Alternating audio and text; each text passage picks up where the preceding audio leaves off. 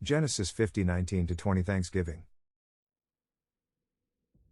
Genesis 50:19-20. 19 But Joseph said to them, "Do not be afraid, for am I in God's place?" 20 As for you, you meant evil against me, but God meant it for good in order to bring about this present result, to keep many people alive. In 1605, a native to Squantum, also known as Squanto from New England, is captured by Englishmen and taken to Spain.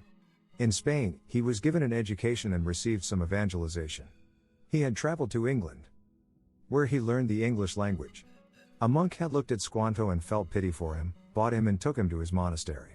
Squanto learned about Jesus, and eventually, the monk granted Squanto his freedom. Homesick, he made it home but saw his tribe had been killed by a disease that came from the European travelers. When the Mayflower landed in 1620, it took a year later for Squanto to find English settlers, and they were worse off. He used his English skills to teach the immigrants how to work the land they now live in. These people had no experience as farmers or hunters. Within 4 months, they grew corn by using fish as fertilizer and hunting animals for food. William Bradford, the governor, wrote Squanto was a special and instrument sent by God for their good beyond their expectation. The Pilgrims were so thankful they planned a harvest time celebration and invited Squanto and his native friends.